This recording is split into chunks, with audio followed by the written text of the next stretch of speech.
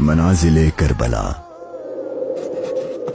60 हिजरी 27 रजब अपने नाना हजरत मोहम्मद मुस्तफ़ा सल्लल्लाहु अलैहि वालिहि वसल्लम के रोज़े मुबारक पर आखिरी हाजिरी देने के बाद इमाम हुसैन शहर मदीना छोड़कर मक्का की जानिब चल पड़े और 4 शाबान को मक्का पहुंचे और 8 जुल्हिज्जतुल हराम को मक्का से करबला की तरफ चल पड़े। इस सफर में इमाम हुसैन रदियल्लाहु अन्हु ने तकरीबन 20 जगहों पर स्टे किया। उनमें से चंद मकामात जहां कोई वाकया पेश आया वो मकामात हम आपको दिखाएंगे। पहली डेस्टिनेशन बुस्तान इब्ने आमिर क्रॉस करने के बाद जब इमाम हुसैन रदियल्लाहु अन्हु दूसरी मंजिल सफ़ाह पर पहुंचे तो वहां आपकी मुलाकात अरबी के एक मशहूर शायर फरजदक से हुई जो बाय चांस कूफा से ही आ रहा था। आपने इससे कूफा की सिचुएशन के बारे में पूछा तो उसने कहा, ए नवासे रसूल, उनके दिल तो आपकी फेवर में है लेकिन उनकी तलवारें आपके अगेंस्ट हैं। इमाम हुसैन का तीसरा स्टे जाते इर्क नामी सुनसान और वीरान जगह पर हुआ जहां एक शख्स बशीर बिन गालिब ने इमाम हुसैन के काफले वालों को टेंट्स लगाते देखा तो वो बड़ा हैरान हुआ। फिर उसने आकर इमाम हुसैन से मुलाकात की तो दौरान गुफ्तगू इमाम हुसैन ने उसे अपने सफर का मकसद बताया और साथ अपनी शहादत की खबर भी दी। इमाम हुसैन का चौथा स्टे हाजिज था। इस मकाम पर आले रसूल ने कुछ देर आराम फरमाया और इमाम हुसैन रदियल्लाहु अन्हु ने कूफा वालों के लिए एक खत लिखा और उसे हजरत कैस के हाथों कूफा वालों को रवाना किया।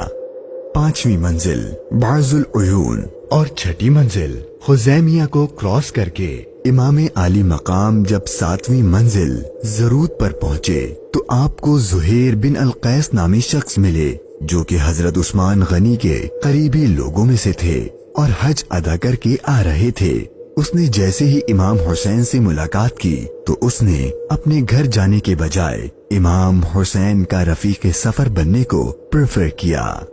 8वीं मंजिल सालिबिया पर एक गमनाक इमाम हुसैन के इंतजार में थी। यही वो मकाम था जहां आपके चचाजाद भाई हजरत मुस्लिम बिन अकील और उनके 2 बेटों की शहादत की दर्दनाक खबर मिली। इस पर आपने खुतबा इरशाद फरमाया और हालात की संगीनी से काफले वालों को आगाह कर दिया ताकि कोई जाना चाहे तो चला जाए, लेकिन आपके साथ सफर शुरू करने वालों में से किसी ने पीठ न फेरी।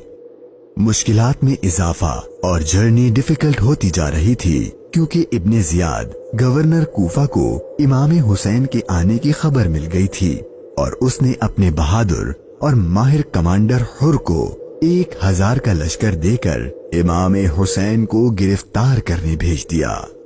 इमाम हुसैन जुहाला, बतने उकबा और शराफ से गुजरने के बाद जब 12वीं मंजिल सुरात पहुंचे तो आपका सामना हुर और उसके 1000 के लश्कर से हुआ।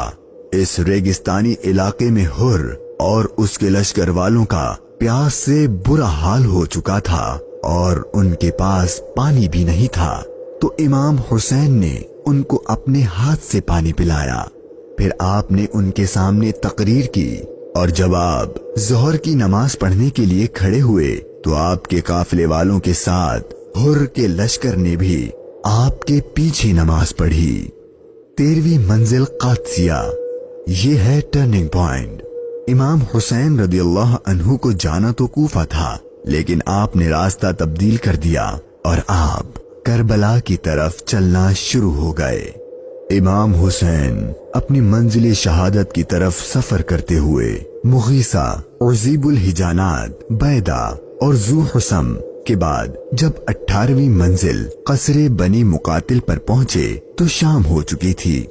आपने रात यहीं गुजारी और सुबह जब इमाम हुसैन यहाँ से रवाना हुए तो आपकी जबान पर इन्ना लिल्लाही व इन्ना इलैहि राजिऊन के कलिमात जारी थे। आपके बेटे अली अकबर ने आपसे ये कलिमात पढ़ने की वजह पूछी तो आपने फरमाया कि बेटा, मैंने अभी ख्वाब देखा है और उसमें हमें शहादत की खबर दी गई है। तो आपके शहजादे ने पूछा कि ऐ बाबा जान, کیا ہم حق پر نہیں ہیں؟ تو امام حسین نے فرمایا کیوں نہیں؟ تو آپ کے شہزادے نے بہادری سے جواب دیا کہ پھر موت سے کوئی ڈر نہیں۔ امام حسین کا سفر شہادت، سفر بقائے اسلام اپنے اینڈ کو پہنچنے لگا تھا۔ بس 2 اسٹاپ باقی تھے اور وہ ساری باتیں حقیقت ہونے والی تھیں جو بچپن سے آپ کی شہادت کے بارے میں مشہور تھیں۔ امام حسین جب اپنی سیکنڈ لاسٹ منزل نینوا پر پہنچے تو آپ کی آنکھوں کے سامنے بھی وہ سارا منظر گھومنے لگا جو آپ اپنے والد سے سنا کرتے تھے۔ ابھی امام نے تھوڑا ہی فاصلہ طے کیا تھا، ایک ریگستان میدان نظر آیا اور ابھی وہ سارا قیامت خیز منظر آپ کی نظروں میں گھوم ہی رہا تھا کہ ہر اپنے لشکر کے ساتھ ایک بار پھر آپ کے سامنے آ گیا اور اس نے بتایا کہ گورنر کوفہ ابن زیاد نے مجھے خط دیا ہے کہ آپ جس جگہ پر ہوں وہیں آپ کو روک لوں اور آپ کو ایک ایسی جگہ پر ٹھہراؤں جہاں پانی وغیرہ کچھ بھی نہ ہو۔ اور بالآخر آپ کا سفر اپنے اختتام کو پہنچا اور 2 محرم کے دن ابن زیاد کے حکم پر اس چٹیل ریگستانی میدان میں پورے قافلے اہل بیت نبوت اور ان کے اصحاب کو اس 1000 کے لشکر نے روک دیا۔ امام حسین نے دریافت فرمایا کہ اتنا تو بتاؤ کہ اس جگہ کا نام کیا ہے؟ تو جواب دیا گیا اس جگہ کو کربلا کہتے ہیں۔ تو امام حسین نے اپنے خاندان سے فرمایا کہ بس یہی ہمارے ٹھہرنے کی جگہ ہے، یہیں ہمارا خون بہایا جائے گا اور یہیں ہماری قبریں بنیں گی۔